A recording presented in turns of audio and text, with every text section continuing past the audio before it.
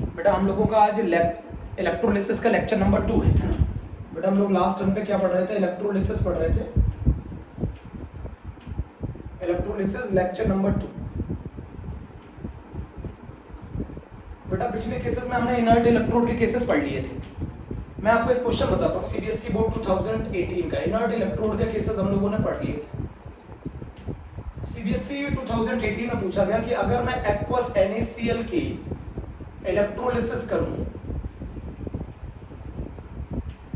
तो potential wise E not wise हमें O2 मिलनी चाहिए एनोड पर। क्वेश्चन समझिएगा, अगर मैं इलेक्ट्रोलिसिस करूं किसकी? एक्वस NaCl की यूजिंग प्लेटिनम इलेक्ट्रोड, तो पोटेंशियल वाइज मुझे O2 मिलनी चाहिए एनोड पर, बट O2 नहीं मिलती एनोड पर। इसकी जगह मुझे मिलती है Cl2 एट एनोड। बच्चों ये क्वेश्चन 1 नंबर में आया, ज्यादातर बच्चों ने इसको गलत किया। एक्वस NaCl की अगर मैं इलेक्ट्रोलिसिस करता हूं और उसमें जो ई नॉट वैल्यू के हिसाब से देखा गया तो मुझे O2 मिलना चाहिए था एनोड पर, मुझे O2 नहीं मिलती एनोड पर। रीजन है कि O2 के केस में हम लोगों को ओवर पोटेंशियल चाहिए होता है। याद है कल का क्वेश्चन याद है? ओवर पोटेंशियल की आवश्यकता होती है। ओवर पोटेंशियल या ओवर वोल्टेज की वजह से O2 लिबरेट नहीं होती एनोड पर। आंसर एक लाइन में है, मैंने आपको सिखाया था कल। एक्वस NaCl की इलेक्ट्रोलिसिस करने पर O2 मिलनी चाहिए थी एनोड पर पोटेंशियल वाइज, क्योंकि ऑक्सीडेशन पोटेंशियल O2 का ज्यादा होता है क्लोराइड से। बोलो, ऑक्सीडेशन पोटेंशियल ज्यादा होता है, तो उस केस में O2 मिलनी चाहिए थी मुझे एनोड पर, बट O2 नहीं मिलती है। मुझे मिलता कौन है? Cl2 at anode. ऐसा क्यों है? ड्यू टू ओवर पोटेंशियल या बच्चों ओवर वोल्टेज। मैं लास्ट लेक्चर में ये चीज समझा चुका हूं। ओवर पोटेंशियल और ओवर वोल्टेज के कारण होता है ऐसा। इस क्वेश्चन को आप लोग कर लो बच्चों, फिर मैं आगे चलूं।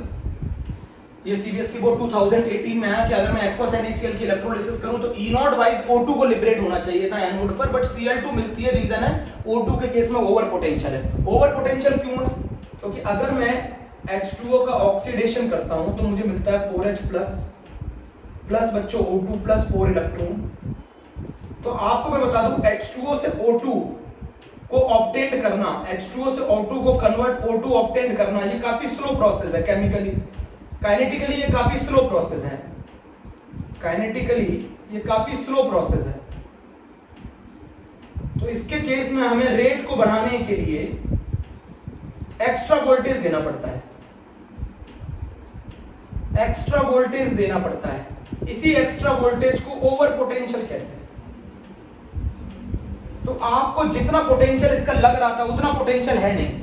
इसका पोटेंशियल वैसे थ्योरेटिकली, इसका जो थ्योरेटिकली पोटेंशियल होता है वो होता है माइनस के 1.23 वोल्ट ऑक्सीडेशन, जो कि बाद में जाके कितना हो जाता है? ओवर वोल्टेज के बाद, ओवर वोल्टेज के बाद हो जाता है माइनस के 1.48 वोल्ट। तो इसको कुछ एक्स्ट्रा पोटेंशियल देना पड़ता है इसके रेट को बढ़ाने के लिए, क्योंकि वाटर से O2 को ऑब्टेन करना काइनेटिकली काफी स्लो प्रोसेस है। बट आपको इतना आंसर नहीं लिखना है, आपको लिखना है एक्वस NaCl की अगर मैं इलेक्ट्रोलिसिस करता हूं तो मुझे O2 मिलनी चाहिए थी एनोड पर, तो O2 क्यों नहीं मिलती है एनोड पर? तो उसका आंसर है बेटा, ये आंसर है ओवर पोटेंशियल की वजह से। तो आपको लग रहा था जितना पोटेंशियल उसे चाहिए था एनोड पर ऑक्सीडाइज होने के लिए, असली में उतना नहीं है, उससे कहीं ज्यादा है। मेरी बात समझ गए? उससे कहीं ज्यादा पोटेंशियल की उसको रिक्वायरमेंट होती है, तो इसीलिए ओवर पोटेंशियल कहा जाता है। तो अगर ओवर पोटेंशियल के कारण इसका रियल ऑक्सीडेशन पोटेंशियल माइनस का 1.48 वोल्ट बन जाता है, जो कि क्लोराइड के ऑक्सीडेशन पोटेंशियल से कम होता है, इसीलिए क्लोराइड एनोड पे जाके डिस्चार्ज होकर हमें क्लोरीन गैस देती है। तो ये रहा इलेक्ट्रोलिसिस का बेटा एक क्वेश्चन, आप लोग इसको नोट कर लेंगे। इतना ही आंसर लिखिएगा जो मैंने बोला है ना। चलो अब बेटा मैं एक बात समझाऊंगा, कुछ स्पेशल केसेस भी कराऊंगा मैं। अब मैं ये करा रहा हूं electrolysis using active electrode. Active electrode का मतलब है वो इलेक्ट्रोड खुद भी पार्टिसिपेट कर सकता है, वो इलेक्ट्रोड खुद भी पार्टिसिपेट कर सकता है। पहली चीज मैं बता दूं, कॉपर का ऑक्सीडेशन जो पोटेंशियल होता है, कॉपर का जो ऑक्सीडेशन पोटेंशियल होता है वो रिडक्शन पोटेंशियल का जस्ट अपोजिट होगा। कॉपर का जो ऑक्सीडेशन पोटेंशियल होता है वो रिडक्शन पोटेंशियल का जस्ट अपोजिट होगा, माइनस का 0.34 वोल्ट। सिल्वर का जो ऑक्सीडेशन पोटेंशियल होता है वो होता है माइनस के 0.80 वोल्ट। इन दो चीजों को नॉलेज में रख लीजिए, है ना। इलेक्ट्रोलिसिस यूजिंग एक्टिव इलेक्ट्रोड, मतलब मान लो मैं एक्वस कॉपर सल्फेट की इलेक्ट्रोलिसिस कर रहा हूं using copper electrode.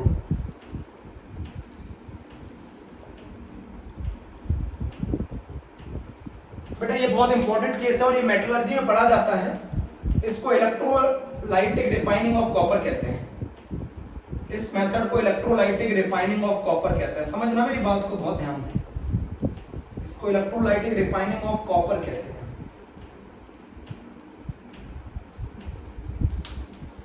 Electrolysis using active electrode, aqueous copper sulphate using copper electrode हम लोग कर रहे हैं। बेटा इस बार अंतर है, देखो पहले एक क्वेश्चन हम लोगों ने ऐसा किया था जिसमें हम लोगों ने एक्वस कॉपर सल्फेट यूज किया था और हमने यहाँ पर प्लेटिनम इलेक्ट्रोड लिया था, तो उस केस में इलेक्ट्रोड इनर्ट होता है।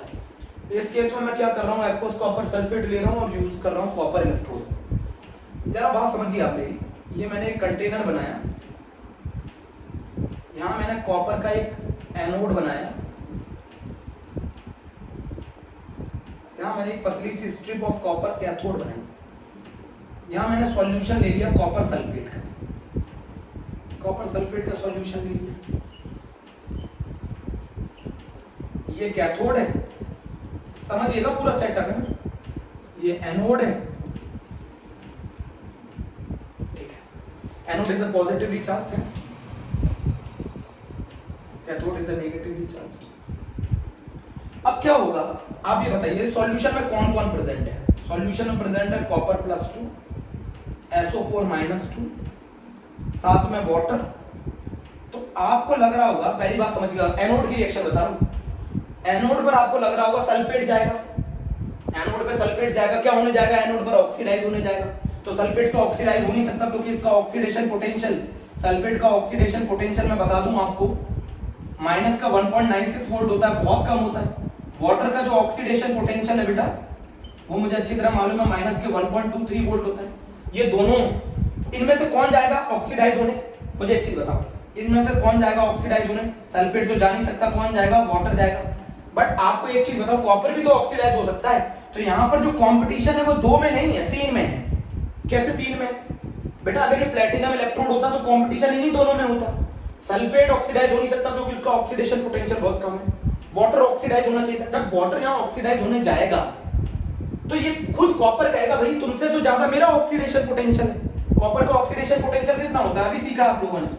कॉपर का ऑक्सीडेशन पोटेंशियल कितना होता है, माइनस का 0.34 वोल्ट। आप ये बताओ इन तीनों में से किसका, भाई सल्फेट जाना चाहता है ऑक्सीडाइज होने, वाटर भी जाना चाहता है ऑक्सीडाइज होने, और ये कॉपर का जो इलेक्ट्रोड है बेटा, ये कॉपर का जो इलेक्ट्रोड है ये भी तो ऑक्सीडाइज हो सकता है।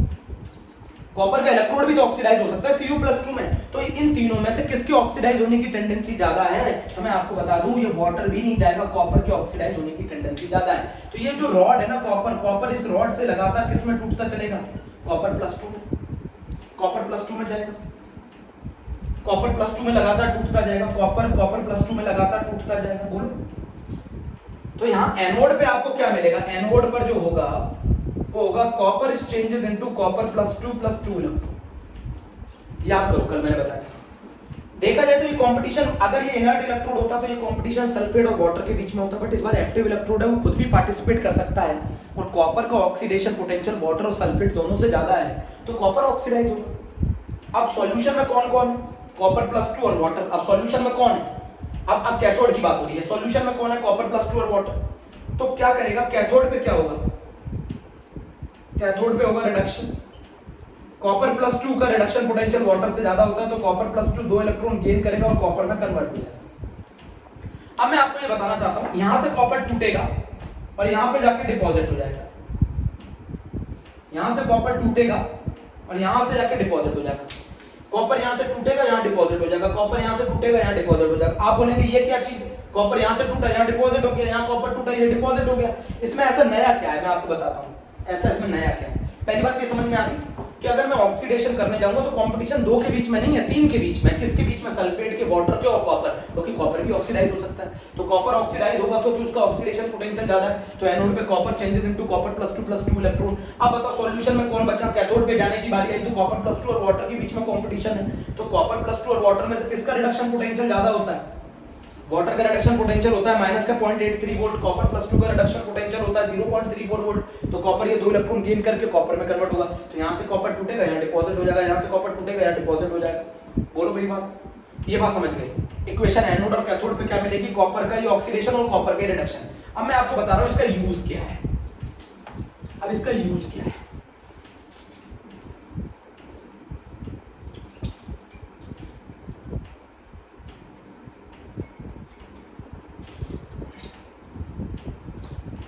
इसका यूज क्या है? अब ये इलेक्ट्रोलाइटिक रिफाइनिंग क्या होती है बता रहा हूं। इलेक्ट्रोलाइटिक रिफाइनिंग में होता क्या है? इम्प्योर कॉपर की रॉड को, impure copper rod, impure copper rod, impure copper rod is taken as anode, impure copper rod is taken as anode और pure copper rod is taken as cathode। मैं copper की refining कर रहा हूं, copper को pure कर रहा हूं। मैं चाहता हूं इम्प्योर कॉपर में से प्योर कॉपर निकल आए, इम्प्योर कॉपर में से कॉपर अलग हो जाए, इंप्योरिटीज अलग हो जाए, और मैंने ये ले लिया इसका इलेक्ट्रोलाइटिक सॉल्यूशन। ये मैंने इसका ले लिया electrolytic solution, aqueous copper sulphate. अच्छा ये बताओ एनोड पर क्या होगा? एनोड पे जो कॉपर होगा वो लगातार टूटेगा कॉपर +2 में, लगातार ये टूटता चलेगा कॉपर +2 में, और यहां से जाकर ये यहां पर क्या हो जाएगा? डिपॉजिट हो जाएगा। अब मैं आपको बताऊं होगा क्या। इंप्योरिटीज जो होती है इलेक्ट्रोलाइटिक रिफाइनिंग ऑफ कॉपर में, वो इंप्योरिटीज होती है सिल्वर की, गोल्ड की, प्लेटिनम की। इस इंप्योरिटी को कहा जाता है एनोड मड, इस इंप्योरिटी को कहा जाता है एनोड मड। मेरी बात समझना।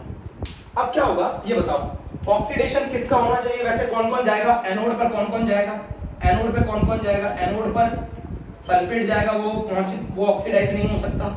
वाटर जाएगा, वो भी ऑक्सीडाइज नहीं हो सकता।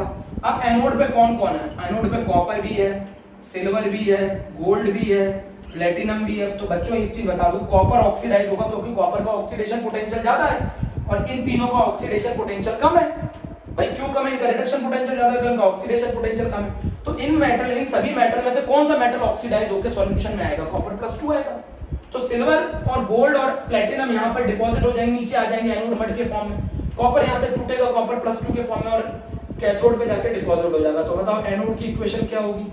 एनोड की इक्वेशन होगी Cu changes into Cu +2 electron, और कैथोड की इक्वेशन होगी Cu +2 electron changes into C। Anode की इक्वेशन होगी copper changes into copper +2 electron, और कैथोड की इक्वेशन होगी कॉपर +2 इलेक्ट्रॉन चेंजेस। यहां से जो कॉपर होगा ना वो कॉपर +2 के फॉर्म में आएगा सॉल्यूशन में, यहां डिपॉजिट हो जाएगा, यहां से कॉपर टूटेगा, यहां डिपॉजिट हो जाएगा, यहां से कॉपर टूटेगा, यहां डिपॉजिट होगा, और जो इंप्योरिटी है वो नीचे इकट्ठी हो जाएंगी किसके फॉर्म में? एनोड मड के फॉर्म में। ये यूज होता है इसका।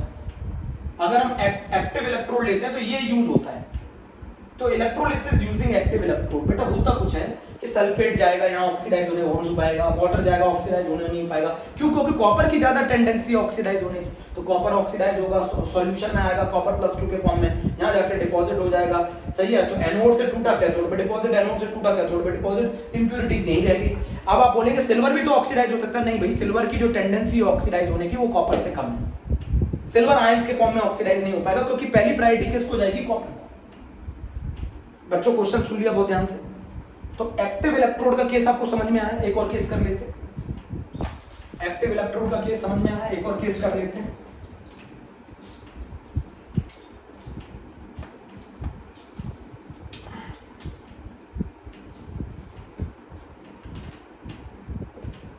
अब मान लो मैं क्या कर रहा हूं, एक्वस AgNO3 की इलेक्ट्रोलिसिस कर रहा हूं यूजिंग सिल्वर इलेक्ट्रोड। तो ये एक्टिव इलेक्ट्रोड का केस है। एक्वस AgNO3 की इलेक्ट्रोलिसिस कर रहा हूँ यूजिंग सिल्वर इलेक्ट्रोड। तो ये बेटा मैंने एक डायग्राम बनाया ना, ये मैंने एक डायग्राम बनाया और ये मैंने ले लिया आपका कैथोड, एनोड सॉरी, और ये ले लिया मैंने कैथोड, और ये ले लिया बेटा मैंने क्या, एक्वस AgNO3। एक्वस AgNO3 ले लिया और ये ले लिया मैंने प्लस और ये ले लिया मैंने माइनस और ये ले लिया बेटा मैंने एनोड और ये ले लिया बेटा मैंने कैथोड। बात समझ में आई? ये मैंने एनोड ले लिया, ये कैथोड ले लिया। अब मुझे एक चीज बताओ, ये सिल्वर का इलेक्ट्रोड है बेटा, ये सिल्वर। अब ये बताओ सॉल्यूशन में एनोड पे कौन कौन होगा? एनोड पे कंपटीशन किसके बीच में होगा? नाइट्रेट के बीच में होगा, जो कि नहीं जाएगा, ऑक्सीडाइज नहीं हो पाएगा। वाटर के बीच में होगा, वो भी नहीं ऑक्सीडाइज हो पाएगा। वो कौन पाएगा? Ag, क्योंकि इन तीनों में सिल्वर का ऑक्सीडेशन पोटेंशियल ज्यादा है। तो सिल्वर ऑक्सीडाइज होकर आएगा सॉल्यूशन में in the form of Ag+। Silver oxidise होगा Ag+ के फॉर्म में। तो एनोड की इक्वेशन लिख ली आपने, एनोड की इक्वेशन लिख ली, Ag changes into Ag+ + 1 electron. Anode की इक्वेशन लिख ली, Ag changes into Ag+ + 1 electron. Anode की इक्वेशन लिख ली, Ag changes into Ag+ + 1 electron, oxidise हो गया। अब ये बताओ कैथोड पे कंपटीशन किसके बीच में है? अब सॉल्यूशन में कौन कौन रह गए? कैटायन, Ag+, और किसके बीच में कंपटीशन होगा? वाटर। किसका रिडक्शन पोटेंशियल ज्यादा होता है? सिल्वर का। जानते हैं Ag+ का रिडक्शन पोटेंशियल 0.80 वोल्ट होता है, इसका माइनस का 0.83 वोल्ट होता है, काफी ज्यादा है। तो ये बन गया Ag+ + 1 electron changes into Ag। ये क्वेश्चन हमारा खत्म। तो एनोड पर सिल्वर ऑक्सीडाइज होगा, कैथोड पे डिपॉजिट हो जाएगा, यहां से टूटेगा, यहां डिपॉजिट हो जाएगा। तो बताओ कंसंट्रेशन पे क्या फर्क आएगा? कंसंट्रेशन ऑफ Ag+ पर जो सॉल्यूशन में कंसंट्रेशन है Ag+, उस पे क्या फर्क आएगा? Remain constant. अरे भैया यहां से जितना टूटेगा वो यहां डिपॉजिट हो गया, यहां से जितना टूटा वो डिपॉजिट हो गया। तो सॉल्यूशन के अंदर जो कंसंट्रेशन है Ag+ का, वो क्या रहेगा? Remain constant. इंपॉर्टेंट है, इंपॉर्टेंट है। इसको कहते हैं aqueous AgNO3 using silver electrode. मैंने इलेक्ट्रोलिसिस कर दी है, अगर आपको समझ में आया तो बताना। बोलो बच्चों, हो गया इलेक्ट्रोलिसिस? अब मैं आपको आंसर बताता हूं। 4 क्वेश्चन पूछे जाते हैं, एक स्पेशल क्वेश्चन और पूछा जाता है बच्चों। एक स्पेशल क्वेश्चन ये है, इलेक्ट्रोलिसिस, अंतर समझिएगा, ऑफ कॉन्सेंट्रेटेड H2SO4। डाइल्यूट नहीं है, डाइल्यूट होता तो वाटर का साथ कंपटीशन होता, वाटर नहीं आएगा इस बार केस में। क्यों? इस बार इलेक्ट्रोलिसिस किसके साथ है? बोलो, कंसंट्रेटेड H2SO4, कंसंट्रेटेड H2SO4। तो अच्छा एक चीज बताओ, कंसंट्रेटेड H2SO4 में H आयन ये जाएंगे कहां पर? कैथोड पर। और सल्फेट आयन ये जाएगा कहां पर? एनोड। बोलो बच्चों, ठीक है? तो जरा बताओ कैथोड की इक्वेशन क्या होगी? बेटा इस बार वाटर नहीं लेंगे क्योंकि कंसंट्रेटेड H2SO4 है। ये बोर्ड में आया हुआ क्वेश्चन है, CBSE 2019। मेरी बात मानो, गलत कर जाओगे। 2H positive + 2 electron changes into hydrogen gas. तो कौन सी गैस मिल गई कैथोड पर? H2। बताओ एनोड पर क्या होगा? आपने लिखा SO4 - 2, 2 चेंजेस इनटू, ये बनाएगा S2A8 - 2 + 2 इलेक्ट्रॉन। ये कहलाया जाता है पर ऑक्सो डाइसल्फेट आयन, पर ऑक्सो डाइसल्फेट आयन। तो अगर आप सल्फ्यूरिक एसिड में SO4 - 2 का ऑक्सीडेशन कराएंगे तो वो S2O8 - 2 में कन्वर्ट होता है। ये क्वेश्चन बेटा बहुत बहुत इंपॉर्टेंट है, क्योंकि इसमें अगर डाइल्यूट H2SO4 होता तो वाटर आ जाता, और वाटर आ जाता तो SO4 - 2 एनोड पे नहीं जाता। ये स्पेशल क्वेश्चन है बेटा, लिख लेना। जो मैं क्वेश्चन बोल रहा हूँ वो लिख लेना। चलिए एक क्वेश्चन करा रहा हूँ CBSE 2007 का। बच्चों CBSE 2007 के क्वेश्चन करा रहा हूँ, NCERT क्वेश्चन भी है। CBSE बोर्ड 2007 NCERT क्वेश्चन भी है। क्वेश्चन है, आपको प्रोडक्ट बताना है, predicting the product, predicting the product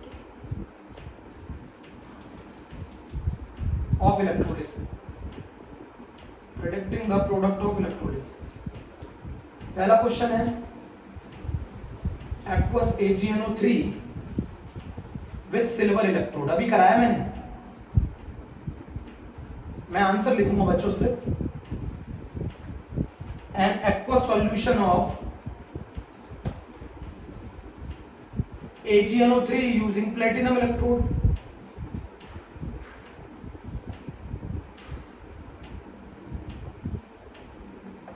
फिर डाइल्यूट H2SO4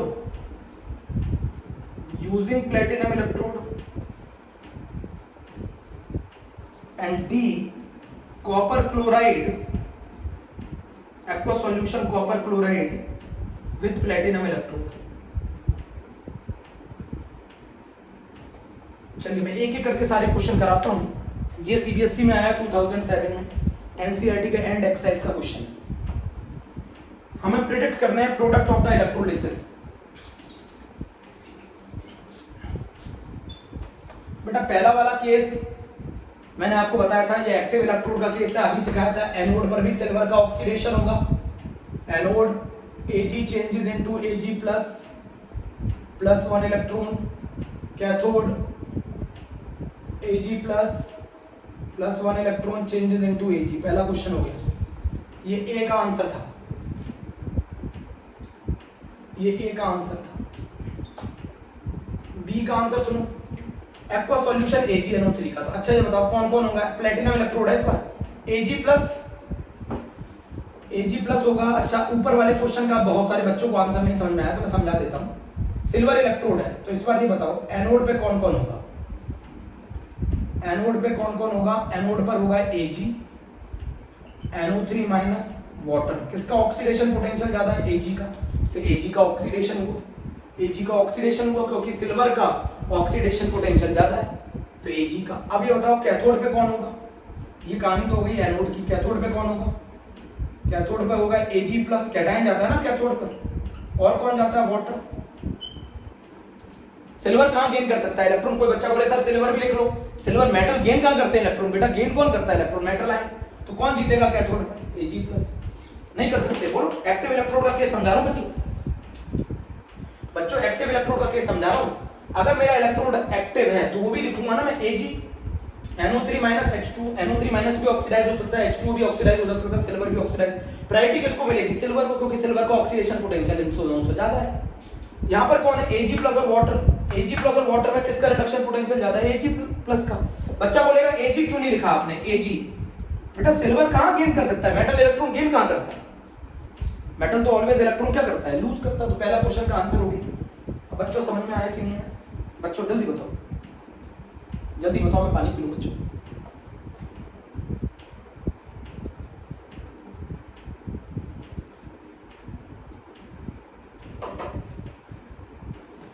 क्लियर हुआ नहीं हुआ, चलो पहला क्वेश्चन क्लियर है, एक्टिव इलेक्ट्रोड का केस था ये।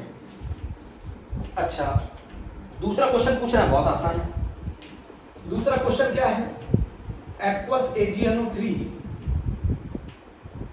Using platinum electrode. तो बताओ इस बार इलेक्ट्रोड तो लिखोगे नहीं, तो एनोड पे कौन कौन होगा, एनोड पर होगा NO3 माइनस और वाटर, और कैथोड पे कौन होगा, Ag प्लस और वाटर। अच्छा ये बताओ ऑक्सीडेशन पोटेंशियल किसका ज्यादा होगा, NO3 और वाटर में से, वाटर का। तो वाटर ऑक्सीडाइज होकर आपको क्या देता है, याद करो मैंने सिखाया था, वाटर ऑक्सीडाइज होकर आपको देता है O2। तो O2 मिलेगी आपको कहां पर, एनोड पर। कैथोड पे कौन, किसका रिडक्शन पोटेंशियल ज्यादा है, Ag plus 1 electron changes into Ag। तो अगर आप इसकी इलेक्ट्रोलिसिस करोगे तो O2 गैस मिलेगी आपको एनोड पर, लिबरेट होगी, और सिल्वर आपका डिपॉजिट होगा कैथोड पर। दूसरा क्वेश्चन भी हो गया। अब क्वेश्चन कर रहे हैं हम dilute H2SO4 using platinum electrode, dilute H2SO4 using platinum electrode. Over potential का केस वाटर और क्लोरीन के केस में नहीं है सिर्फ, क्योंकि उन दोनों का पोटेंशियल काफी क्लोज होता है। अगर पोटेंशियल में डिफरेंस बहुत ज्यादा है तो ओवर पोटेंशियल का कोई कंसेप्ट नहीं लगेगा। बहुत सारे बच्चे बोलते हैं ओवर पोटेंशियल सिर्फ एक ही केस में है, हाँ बिल्कुल एक ही केस में, क्लोराइड और वाटर। अब जरा मेरी बात बताओ, अगला क्वेश्चन है dilute H2SO4, dilute H2SO4 water से कंपटीशन होगा। कैथोड पे कौन कौन है जरा मुझे बताओ, कैथोड पर है H प्लस और वाटर, अच्छा बताओ इसका एसआरपी कितना होता है 0, इसका एसआरपी कितना होता है माइनस का 0.83 वोल्ट, कौन जाएगा H plus 2H plus plus 2 electron changes into hydrogen gas. ये तो होगी कैथोड की रिएक्शन। अब जरा मुझे बताओ एनोड की रिएक्शन क्या होगी, एनोड की रिएक्शन क्या होगी। अब एनोड पे किसका कंपटीशन है SO4 - 2 और वाटर का, इसका पोटेंशियल है ऑक्सीडेशन माइनस का 1.96 वोल्ट, आपको अच्छी तरह मालूम है इसके कारण कोई प्रोडक्ट नहीं, वाटर जाएगा। तो एनोड की इक्वेशन क्या होगी बोलो, 2H2O 4H plus plus O2 plus 4 electron, O2 मिलेगी आपको एनोड पर और हाइड्रोजन गैस मिलेगी आपको कैथोड। तो अगर आप डाइल्यूट H2SO4 की इलेक्ट्रोलिसिस करते हैं तो ये कहानी होगी। कितने क्वेश्चन हो गए बेटा, 3, fourth one.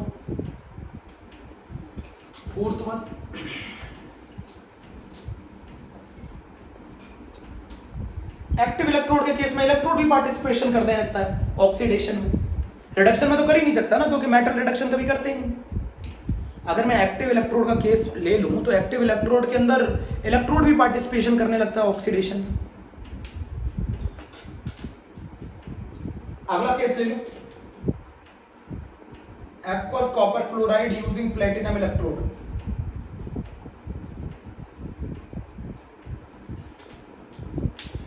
Aqueous copper chloride using platinum electrode. अच्छा ये बताओ एनोड पे कौन कौन होगा, क्लोराइड होगा, वाटर होगा। कैथोड पे कौन कौन होगा, कॉपर प्लस 2 होगा, वाटर होगा। एक्वस केस है ना, एक्वस मोल्टन होता तो एक ही कैटायन एक ही एनायन होता, एक्वस में वाटर से भी कंपटीशन होता है। अब ये बताओ क्लोराइड जीत जाता है due to over voltage in H2, due to over voltage in H2। इसके कारण कौन डिस्चार्ज होता है, क्लोराइड।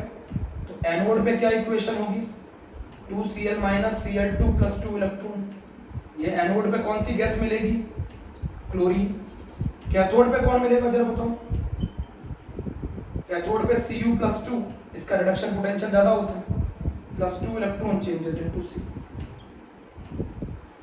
तो ये बेटा मैंने चारों क्वेश्चन कर दिए, CBSE 2007 में पूछेंगे, नोट करो, नोट कर लो बच्चों, नोट कर लिया बेटा। एक्टिव इलेक्ट्रोड के केस में खुद इलेक्ट्रोड भी पार्टिसिपेशन करने लगता है मेरे बच्चों, अभी भी नहीं समझे। एक्टिव इलेक्ट्रोड के केस में खुद इलेक्ट्रोड भी पार्टिसिपेशन करने लगता है ऑक्सीडेशन में, क्योंकि मेटल खुद भी तो ऑक्सीडाइज हो सकता है और मेटल का ऑक्सीडेशन पोटेंशियल वाटर और सल्फेट इन सबसे ज्यादा होता है। जैसे मान लो मैं फिर से क्वेश्चन करा दूं, अगर मैं aqueous copper sulphate using copper electrode ले लूं तो पहले देखो ना ये एक्टिव इलेक्ट्रोड है ना, आप बोलोगे सर एक्टिव इलेक्ट्रोड है तो ये खुद भी पार्टिसिपेशन करने लग सकता है। तो बताओ एनोड पे कौन कौन होगा, एनोड पे सल्फेट होगा, एनोड पे वाटर होगा और एनोड पे कॉपर होगा। कैथोड पे कौन कौन होगा, कैथोड पे नहीं आ सकता कॉपर, रिडक्शन कर ही नहीं सकता ना मेटल, तो कैथोड पे कौन होगा, कॉपर +2 होगा और कौन होगा, वाटर होगा। मान लो आप लिख लो कॉपर भी होगा, तो ये तो रिडक्शन कर ही नहीं सकता। इन दोनों में से किसका रिडक्शन पोटेंशियल ज्यादा है, इसका, ये भी नहीं कर सकता। इन दोनों में से, इन तीनों में से किसका ऑक्सीडेशन पोटेंशियल ज्यादा है, कॉपर का। तो बताओ एनोड की इक्वेशन क्या होगी, ये भी नहीं कर सकता ऑक्सीडेशन, ये भी नहीं कर सकता, तो एनोड की इक्वेशन क्या होगी, कॉपर टूटेगा कॉपर +2 में, +2 इलेक्ट्रॉन में। कैथोड पे इक्वेशन क्या होगी, copper +2 electron changes into copper. अभी भी नहीं समझा। एनोड पर ऑक्सीडेशन, इसका ऑक्सीडेशन पोटेंशियल सबसे ज्यादा है, इसका ऑक्सीडेशन, इसका रिडक्शन। तो ऑक्सीडेशन वाइज ये जीत जाता है, रिडक्शन वाइज ये जीत जाता है। ये जाएगा एनोड और ये जाएगा कैथोड। अभी भी नहीं क्लियर, मान लो फिर से करा दो, aqueous silver nitrate using silver electrode. कैसे करोगे जरा बताओ, कैसे करोगे। तो एनोड पे कौन कौन आएगा, एनोड पर आएगा Ag, NO3- वाटर। तो NO3- का तो ऑक्सीडेशन पोटेंशियल बहुत ही कम होता है। वाटर का कितना होता है, -1.23, और सिल्वर का कितना होता है, -0.80। सिल्वर ऑक्सीडाइज होगा। कैथोड पे कौन है, Ag+ और वाटर और सिल्वर। कैथोड का भी तो सिल्वर है, सिल्वर तो गेन कर ही नहीं सकता, वाटर भी गेन नहीं कर सकता, क्योंकि वाटर का रिडक्शन पोटेंशियल माइनस का 0.83 है, सिल्वर का कितना है प्लस का 0.80। तो बताओ एनोड की इक्वेशन क्या होगी। अब मैंने फिर से करा दिया, एनोड की इक्वेशन क्या होगी, Ag changes into Ag plus 1 electron. Cathode की इक्वेशन क्या होगी, Ag plus 1 electron changes into Ag। बोलो कर लिया, नोट कर लिया बच्चों। अगला केस ले लो, अगला केस ले लो।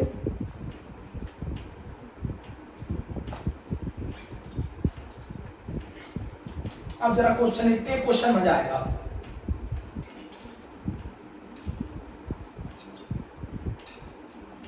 अभी एनसीईआरटी में नहीं है, मैं बता रहा हूं आपको।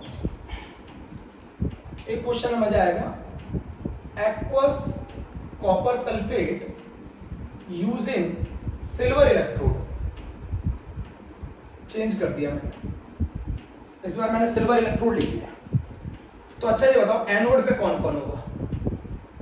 एनोड पे होगा सल्फेट, वाटर और सिल्वर इलेक्ट्रोड।